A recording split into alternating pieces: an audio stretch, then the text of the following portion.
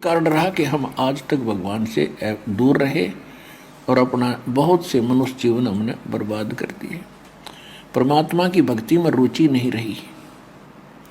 अब तो भक्ति और आस्था अंतिम सांस गिने थी।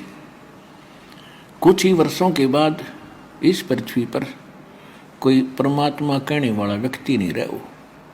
इन नकली संतों ने, इन नकली पंथों ने और यथार्थ भक्ति ना मिलने से मानव को कोई लाभ हुआ नहीं। परमात्मा के लिए भटक रहे हैं, अंत में उनका कुछ वहाँ से राहत मिल नहीं रही, तो सभी ने दूसरा तरीका अपना लिया। लगभग टेंशन परमात्मा से दूर होती है। जब कर्म संस्कार बुरा खत्म हो जाएगा, टेंशन खत्म होगी, चाहे किसी प्रकार की है, रोग की है या अन्य कोई और कहानी है, कोई कारण है या कर्ज है, तो जब तक वो परमात्मा मिलेगा नहीं तो वो कर्म नहीं कटे। समर्थ भगवान नहीं मिलेगा तो कर्म नहीं कटेगा, पाप कर्म कटेगा नहीं, और पाप कर्म कटेगा नहीं तो टेंशन समाप्त नहीं हो सकती। तो वो ना साधना मिली, ना भक्त भगवान मिला हमारे को, ना कोई सा संत मिला कि उस ज्ञान को बतावे और हमारे इन पापों का नाश करावे। और जो महापुरुष जिस समय वो महापुरुष हुए हैं, जिनको भगवान मिले, उन्होंने यही ज्ञान बताया जो दास आपको आज बता रहा है, और परमेश्वर ने यही ज्ञान बताया। लेकिन उस समय हम नहीं समझे उन महापुरुषों की वाणी को, उनके ज्ञान को, क्योंकि हम शिक्षित नहीं थे। परमात्मा आपको शिक्षित करना नहीं चाहता था। सतयुग से लेकर और इस कलयुग तक, कलयुग के 50 वर्ष से पहले तक, आज से कोई शिक्षित नहीं था, क्योंकि इस शिक्षा ने हमें अभिमानी और बेईमान बना दिया।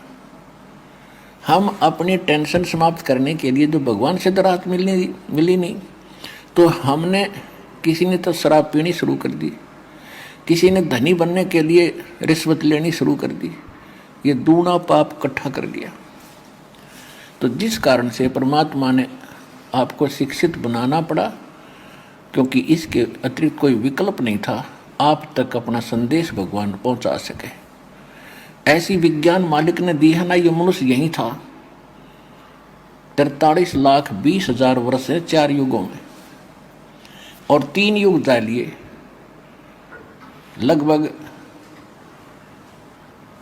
लगभग 40 लाख 39 लाख वर्ष जा चुके एक चतुर्युगी के।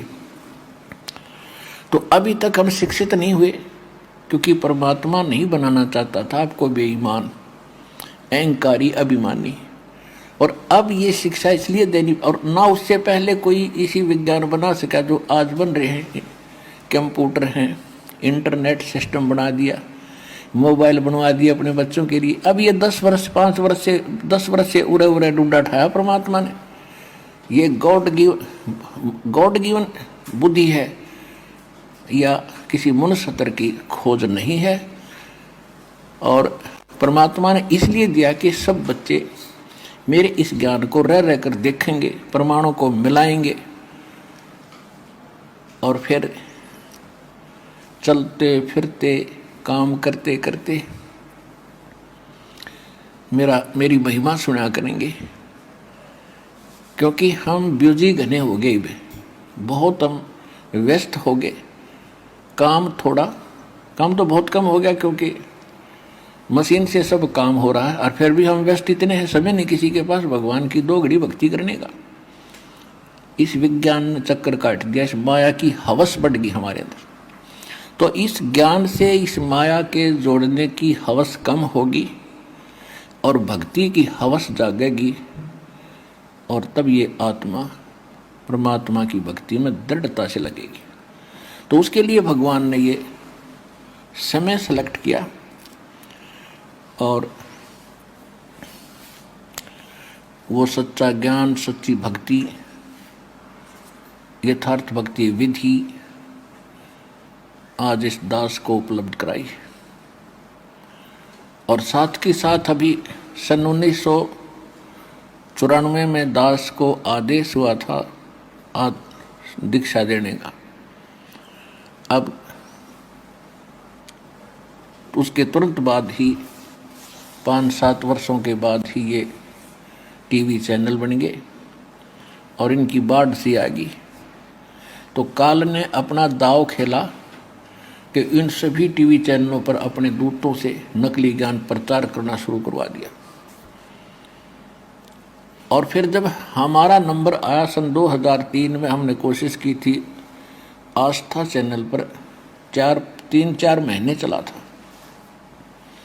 यदि उस समय ये ज्ञान 6 महीने और चल जाता, सारी उथल पुथल हो जाती, सारा विश्व जाग जाता। तो इन नकली संतों को, इन नकली आचार्यों और शंकराचार्यों को चिंता बन गई कि अगर ये ज्ञान जनता तक पहुंच गया तुम्हारी छुट्टी। ये तो इससे सिद्ध है कि ये लोग भगवान नहीं चाहते, न कल्याण चाहते किसी का, केवल स्वार्थ चाहते थे। तो वो एकदम हमारा बंद करवा दिया। कोई बात नहीं। उसके बाद ऐसा कांड करवाया, क्रोथा कांड, झूठ बोल के झूठा बदनाम किया।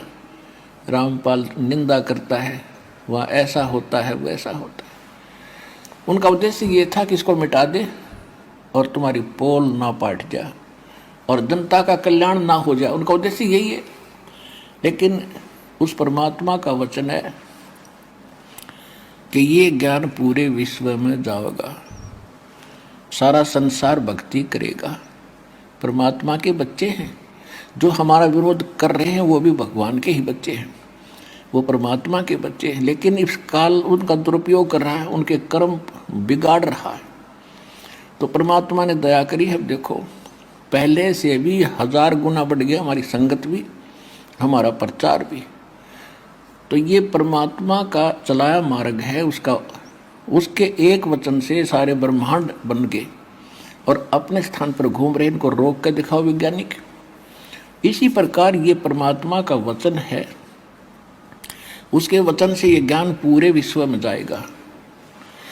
2 दिन आगे पीछे सबको मानना पड़ेगा, क्योंकि बहुत दिन देख लिए परमात्मा ने अपने बच्चों को तड़फते भुगतते। 3 युग दे दिए काल को, और कितना संतोष किया मालिक ने। किसी का बालक दुखी हो, माता पिता को चैन नहीं होती। अब उनको मालूम था ये दुखी हैं। सतयुग त्रेता द्वापर में भी दुखी थे, लेकिन इतने नहीं थे जितने कलयुग में हो गए। इस कलयुग में यहाँ तक आना था आपको लेकर के, और अब आपको वो ज्ञान देना है। अपनी शरण में पूरे विश्व को मालिक ने लेना है और आपका कल्याण होगा, पूरे विश्व का कल्याण होगा। ये परमात्मा का वचन है। अब प्रसंग है